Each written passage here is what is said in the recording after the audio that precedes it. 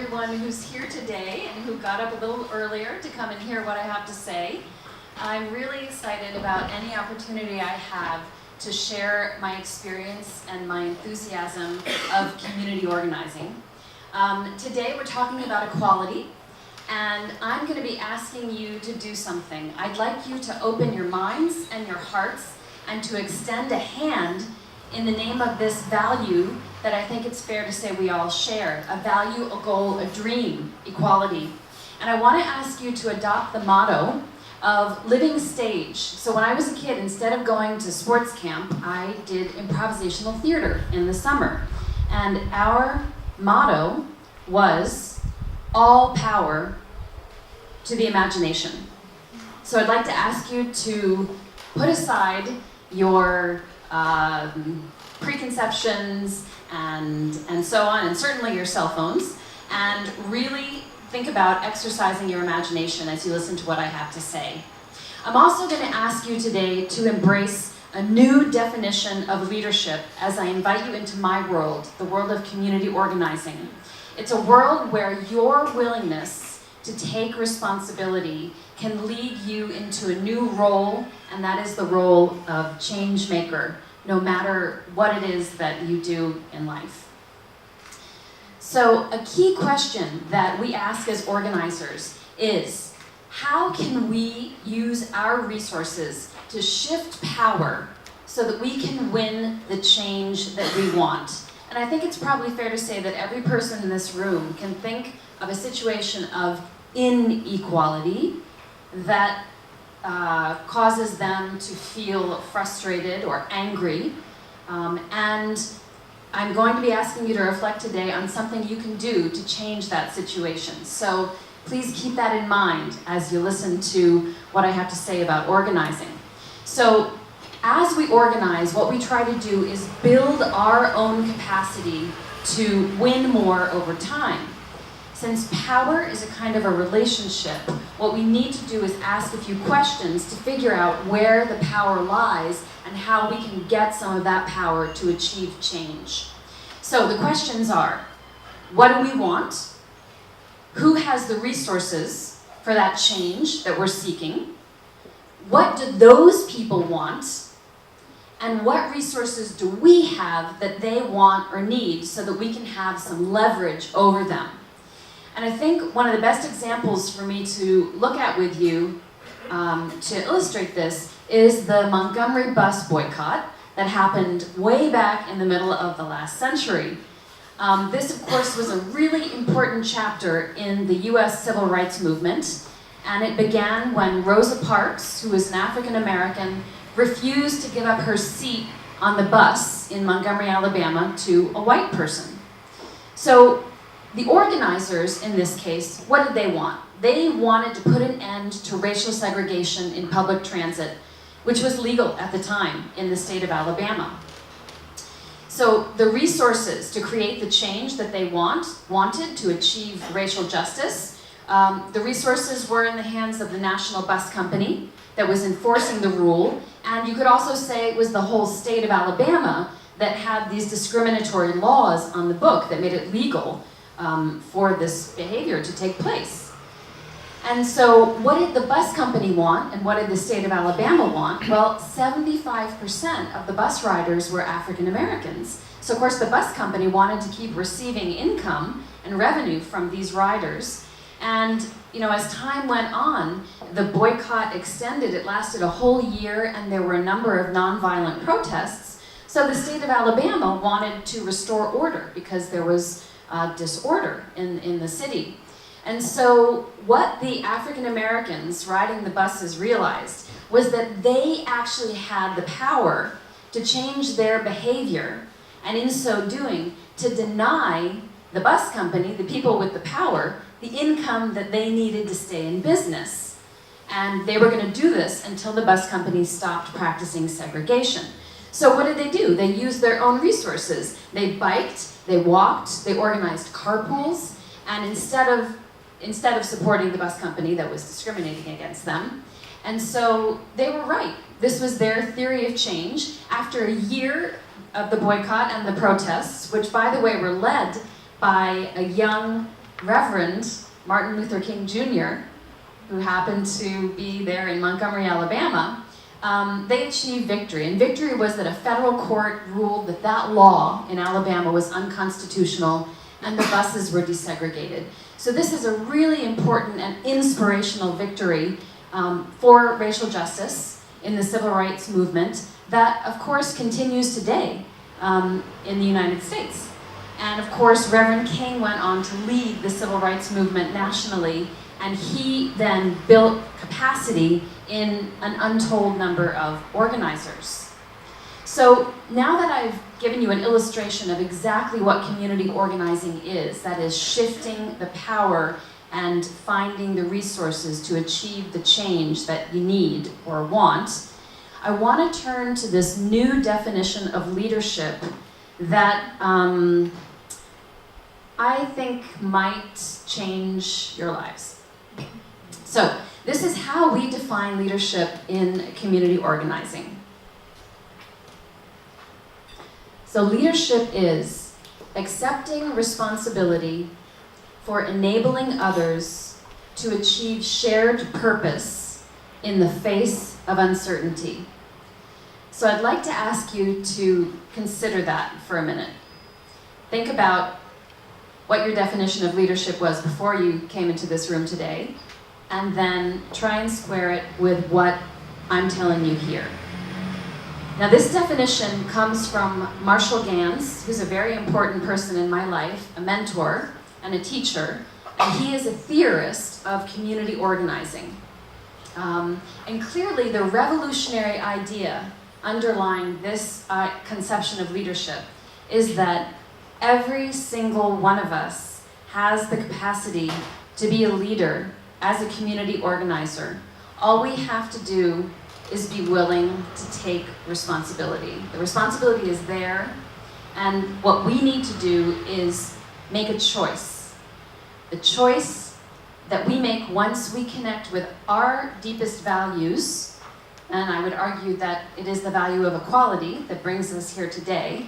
So as you think about how you might lead under this definition, I want you to continue to focus on this situation of inequality that you have witnessed or experienced in your own lives. And we connect with our values as organizers and begin to identify others who share them and can act upon them with us. And if you remember, the title of my talk today is Walking the Talk, Accessing Our Values and Acting on Them with Community Organizing Techniques. So by the time you leave this room today, I hope to have introduced a few of these tools to you, and I'm going to tell you a little bit about some of my experience in community organizing. So clearly, in community organizing, leaders aren't people in some kind of vertical hierarchy. What leaders are the center of a horizontal team, and they create organizing campaigns by gathering around them a leadership team of other organizers, and these organizers share their values, and then they in turn reach out into their communities and their networks to achieve change. And so as each person in that configuration recruits others to join the organizing campaign, you end up with what we call the snowflake model of organizing. So if you will, there's kind of a figure missing here. There's someone here in the middle, and in at least one of these cases that I'm going to talk to you about today, I had the honor of being that person who sees an injustice, who is motivated to achieve change, and who gathers around them this leadership team of people who are similarly concerned and animated and determined, and then they in turn, working together on devising this campaign, reach out into their communities. So I know that everybody here today comes from totally different walks of life, and if we were to devise an organizing campaign together this morning, I think I see about 50 people in the room.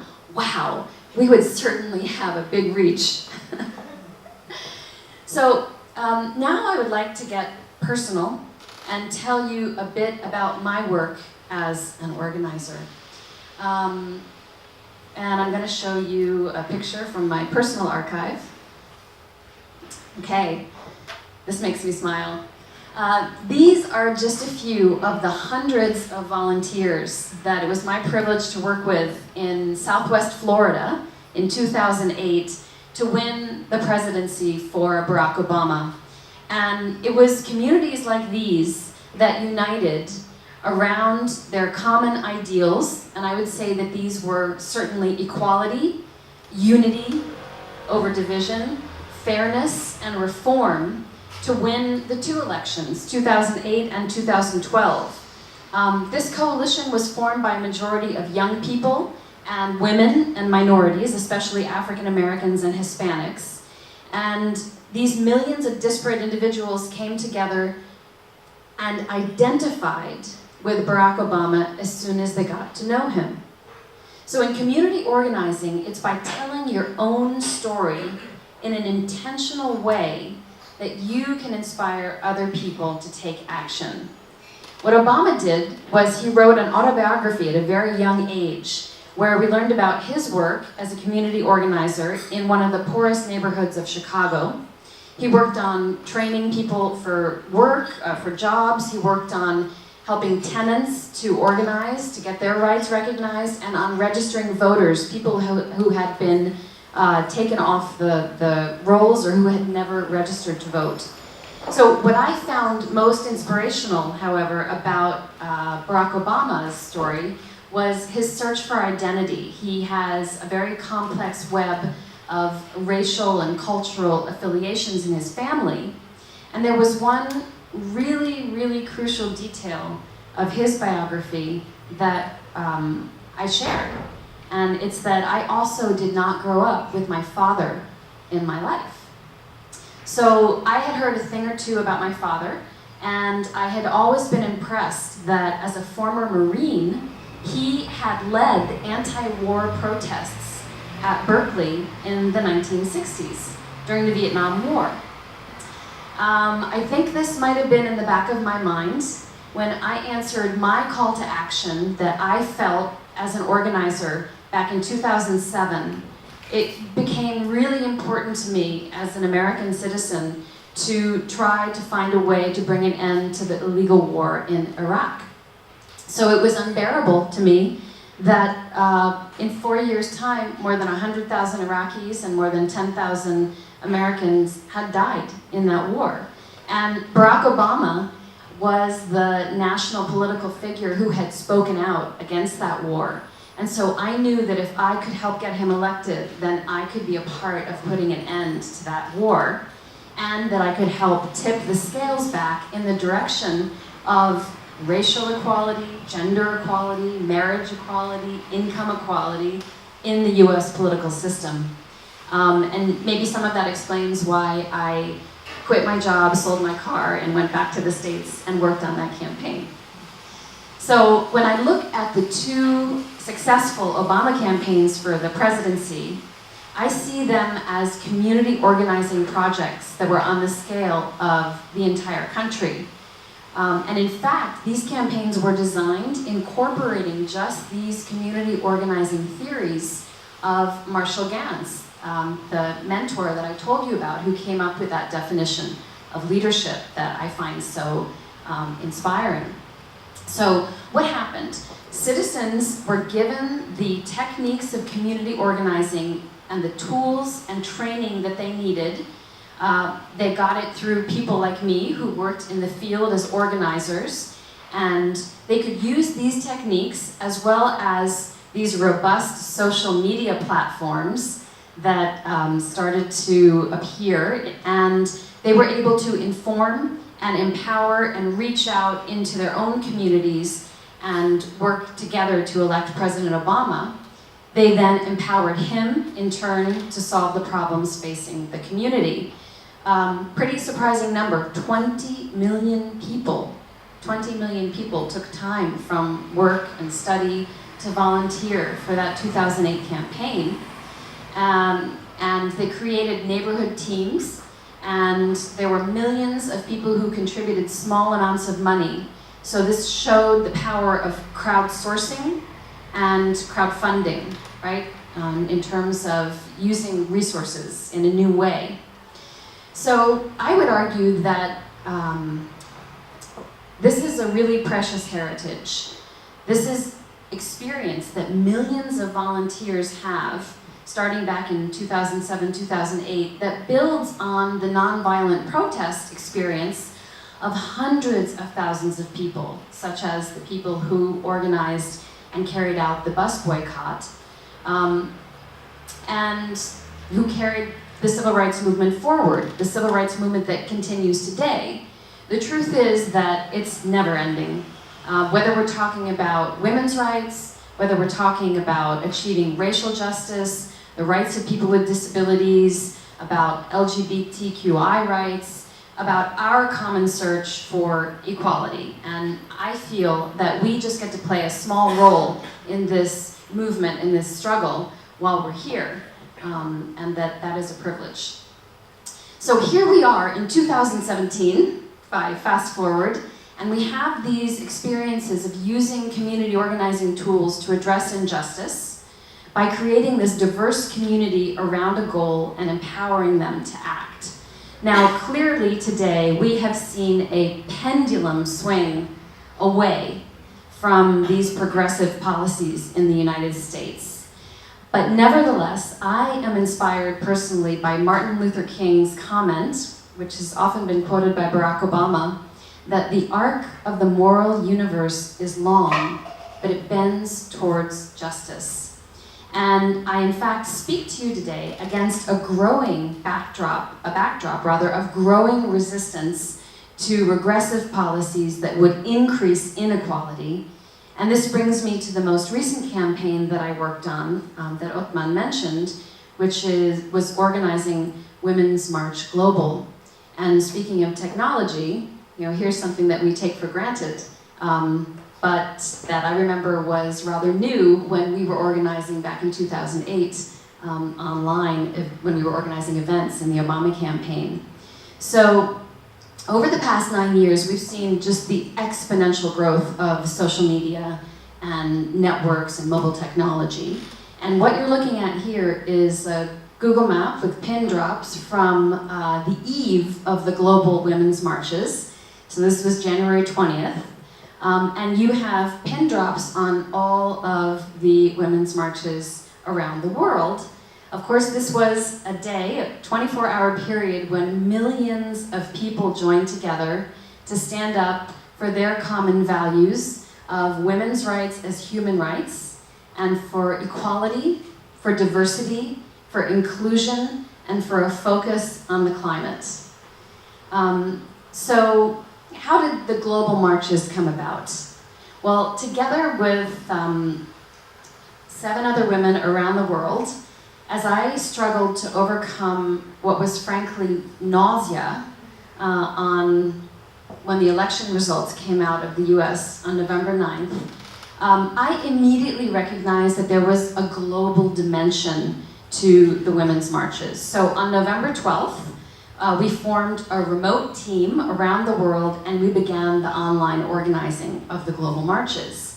So in 10 weeks' time, working from South Carolina, New York, Toronto, Oslo, London, Geneva, and Sydney, we used Facebook and Action Network to create groups and events and to identify and recruit organizers. And then we used Skype, quite simply, to hold our organizing meetings and to empower and coach others in their organizing. And we used Slack and Basecamp to get our work done. And it was a lot of work. We were online 24/7. And if I'm on a social media break right now, it's partly because I burnt myself out. So what did we do? We organized there were 408 marches in the United States, and we organized 168 marches in 81 countries outside the United States, including Antarctica. And those were the scientists, not the penguins. So in 10 weeks' time, we managed to do this. Now, the total estimate of marchers worldwide was 5 million people. And there were up to 1 million of those people outside the US. I'm sure that you can all remember the passion that really animated those marches. And while a march is a classic form of mobilization, as opposed to an organizing campaign, it was by intentionally using these community organizing techniques that I'm talking to you about, for instance, creating a leadership team and creating this snowflake pattern of participants, that we got these people around the world off the couch and into the streets to start building a global movement of progressive resistance. So that team of 7 people that I was on, that then actually expanded in the last few weeks to include social media experts and a few other people. But that's what we call a leadership team. And so we, in the leadership team, did our best to build capacity in the other organizers around the world to create that snowflake. So what did these organizers do around the world? They helped the people who were going to be in their marches to move from emotion to action, because it was really their anger, in this case, at an attack on their shared values, those values that I talked about of women's rights as human rights, of equality, diversity, inclusion, and protecting our climate, focusing on the climate. And the attack on these rights, or the perceived attack on these values, animated people as a catalyst to action. So we also mobilized this coalition that can act in the future by creating this agency in our fellow organizers. And in fact, the very experience of organizing the marches, these 168 marches around the world, or the 408 marches in the States, has launched hundreds of first-time activists. So people maybe like you here today who feel really strongly about equality, but have never actually gotten out there and started talking about it or organizing around it, but who have the potential to do that. So the key now, of course, to achieve lasting change is going to be to have all these activists translate their activism into participating in elections and organizing for the future. So I've talked to you about 2 experiences of organizing that I've had, and now I want to share with you 2 tools, very simple ones, that could help you to organize. So the first tool I want to share with you is how to tell your story. And I was speaking with someone earlier this morning who was telling me she needs to tell her story in 3 minutes next week. And I think this could be provide her with some clues about how to do that in a really effective way. So the art of public narrative is something that we start with in organizing. And what it means is, as you see here, is telling a story about yourself, about your community, and about now. So why you must act now. So when we tell a story of self, we communicate our values and how we came to form them and why we were called to lead. So if you're going to be organizing around equality, you're going to talk about how equality came to be a central value for you.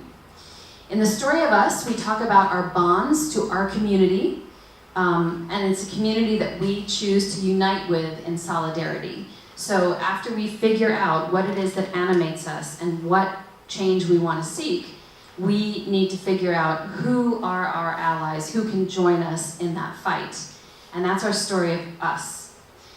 And then in our story of now, we communicate, and I'm going to quote Martin Luther King again, because he was so prolific and said so many beautiful things. And he talked about the fierce urgency of now. So why do we have to get up and do something right now to achieve this common goal or to meet this challenge that faces us? And in our case, it's this challenge of so much inequality in our world. So the reason that we learn to tell the story in an intentional way is because the people who listen to our story, and in a minute you're going to listen to a story of mine that is constructed in precisely this way, The people who listen to our story then are helped to translate their own values into the motivation that they need to take action. So to get up out of your chairs and actually do something about what it is that's bothering you. So what we do when we hear these stories is we gain access to the courage and the moral resources that we need to create change, whether as individuals, as communities, or as entire countries. So the key to motivation is understanding that it is our values that inspire action through our emotions. And that's a really important relationship that I'd like you to think about and take away today. So when we hear these stories, we feel what matters rather than just thinking about it in a rote way. And we express our values as the experiences that we're telling the story about instead of just some abstract principle. Then another interesting fact that I'd like you to take away from this talk today is that there are good emotions and bad emotions for organizers. There are some emotions that keep us from acting, and there are other emotions that push us to act. And so as an organizer, when I start to tell my story, what I'm trying to do is help the people I'm talking to shift from the emotions that keep them from acting to those emotions that are going to help them to act. So I want people to move from a feeling of inertia, that they can't get anything done, that it's not worth it, why bother, nothing will ever change, I don't matter, to, oh my God, we better hurry up and act now because this is urgent, and if I don't act, then you won't, and who will? I want people to move from apathy, which I also just described, to anger or passion. So not to be in denial, not to be desensitized, not to say, of course we live in an unequal world and, I don't know, I'll just, make my own way and other people can fend for themselves, to, hey, that's not fair, that's not okay. Wow, I enjoy a certain level of equality and that person doesn't. I'm gonna do something about it because that's just not right. And you can call it anger, or you can call it passion. And then moving from fear, of course, to hope, right? In order to make change, you have to believe that it's possible. You need hope. Not fear about the repercussions of taking action, but hope that by getting out there, by risking, that you can actually contribute to making this change. And so you need to provide a vision of how the world will be different and how the world will be better once you have achieved your goal. Of course, moving from isolation to solidarity, as you reach out around you and figure out who is your community. And I have to say, we all have so many different identities, really. We have so many different facets. And that means that we have a lot of different communities, too. And so figuring out, what is the community that I would work with in organizing is a really interesting journey, personally. And then moving from self-doubt, well, you can't do anything if we don't believe in ourselves, right? To what may be a very American abbreviation. YCMAD stands for You Can Make a Difference. You count, and what you do as you move through this world has meaning. And if you make this choice to act, you can make a difference.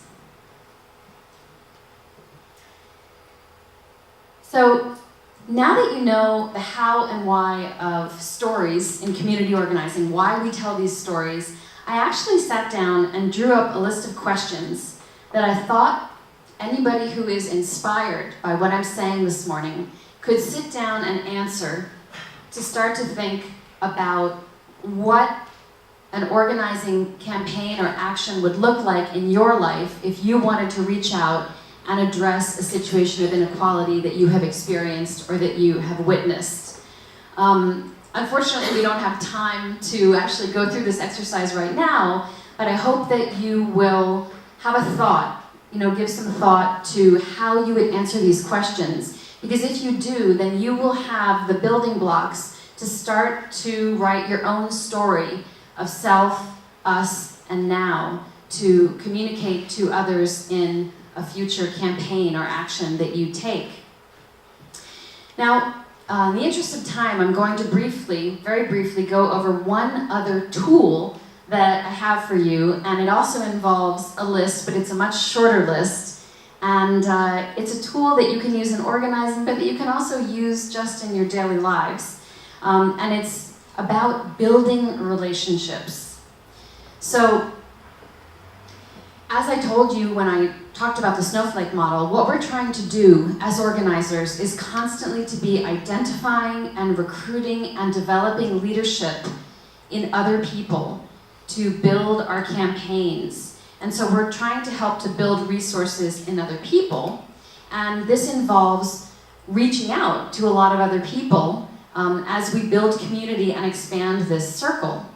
So the second tool that I want to offer you today is a simple, a proven, and effective way for you to structure a conversation with the people that you will want to recruit to join you, either on your leadership team or as organizers or volunteers.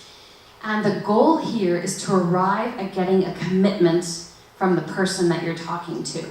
So this tool is called the one-on-one conversation, and it is what helps you to start building relationships.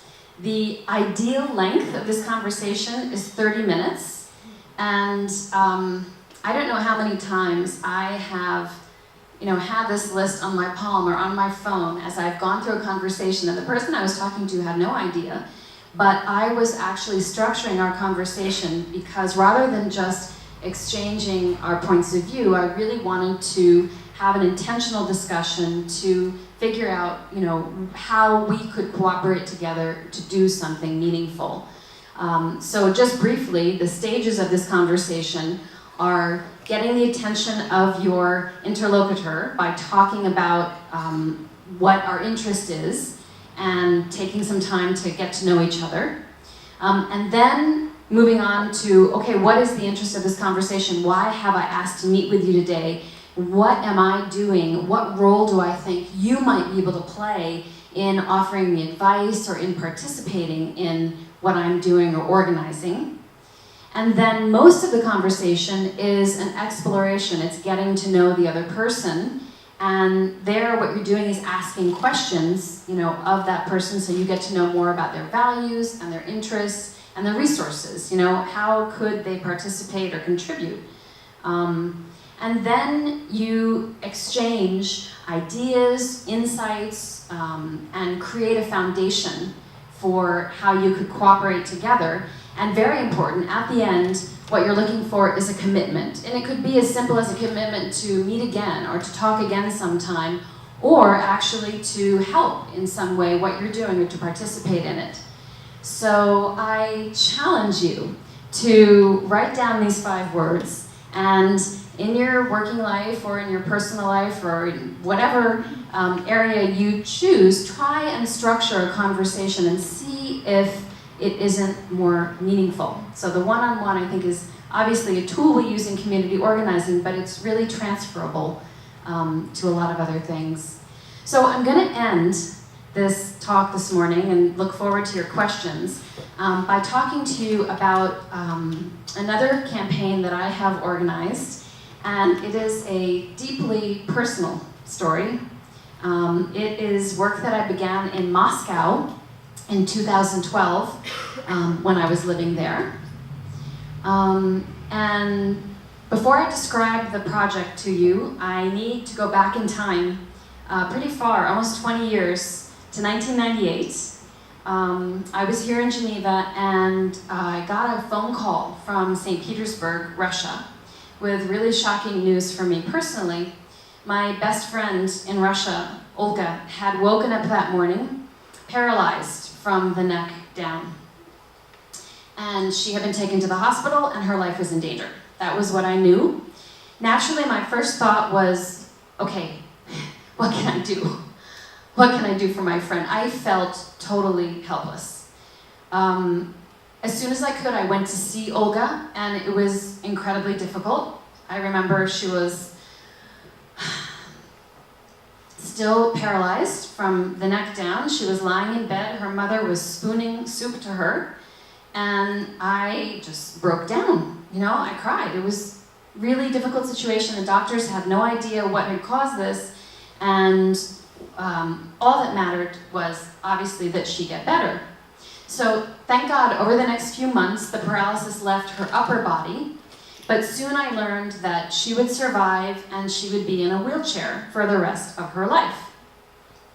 So I made a decision. I decided that I would act.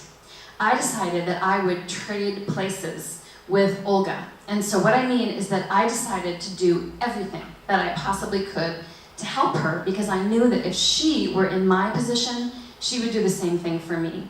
And I was animated by my values, my value of solidarity in my friendship, and by my own very strong value of equality of opportunity. As somebody who grew up in the United States, participated in the civil rights movement, saw the desegregation of my own elementary school, saw the adaptation of public buildings for people with disabilities under law that started when I lived in the US. And I really wanted to make sure that there was some way that Olga would be able to overcome this tremendous challenge and lead a full life as a person with disability in Russia. And on my journey with her, I learned a lot. I learned what life is like for people with disabilities in a place like Switzerland or in Scandinavia, where society adapts to their needs or tries to adapt to their needs. And I learned that in contrast, Russia is a country where people with disabilities are still expected to adapt themselves to society. Now that is changing. There are disability rights groups that I have worked with in Moscow that are really effective, but it's just starting. So today Olga has her own business, her home business as a translator, and she has remodeled her apartment and her dacha so that they accommodate her wheelchair, and Olga has adapted to this new life. After accompanying her on this journey of almost 20 years, I was inspired to help shift the mindset in Russia, the mindset about people with disabilities. I don't have children of my own, but I love children, and so I felt naturally drawn to work with young people with disabilities in Russia. And I believe that by helping the next generation of people with disabilities to advocate for their rights and to gain leadership skills that they're going to need in this difficult environment, and to raise awareness about all these challenges that they face that I learned about through Olga, that they will grow up to create a society that is more equitable and more compassionate, so that their disabilities are not a barrier to opportunity. So here you see Theatrical Perspectives. This is a photo from 2012, and the folks that you see here, many of them were on the leadership team, and some of them were participants. Let me just tell you very briefly about it. There were, in the original program, there were 12 young people with disabilities who participated in the launch of Theatrical Perspectives. We organized a week-long summer camp, and during this time, they took master classes with professional playwrights and wrote 7 short plays that were staged by professional directors and actors to a full house of 700 people in the Mali Theater, one of Moscow's most prestigious theaters. Now, these are young people between the ages of 12 and 16 who struggle to experience inclusion, many of them forced to attend separate schools or who have lived in institutions. Theatrical Perspectives, I am proud to say, is now in its 6th year of fostering leadership and creativity in children and teens with disabilities in Russia. The program is based on a program called Class Act that came out of the Travers Theatre in Edinburgh.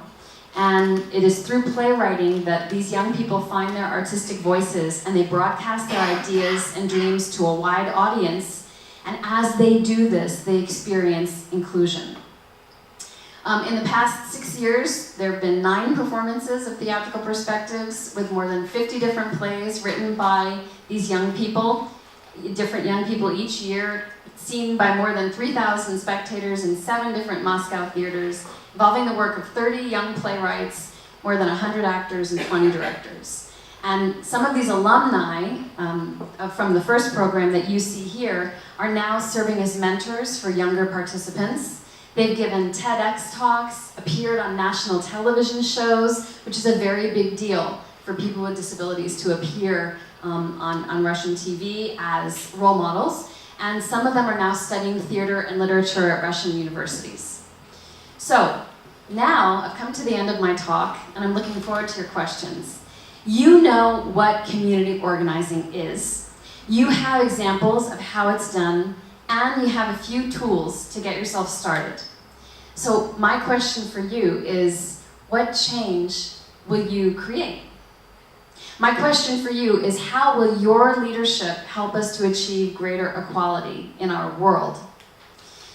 I have a parting wish for you in the words of Mahatma Gandhi, one of the greatest community organizers in history. Be the change that you want to see in the world. Thank you. Thank you for the very inspiring speech based on the real experience. Appreciate it.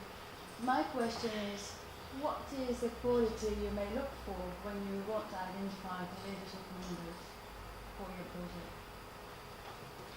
Very good question about how to identify your leadership team. The quality, I think the first quality you would look for is the shared value. So people who would be animated to action based on that value.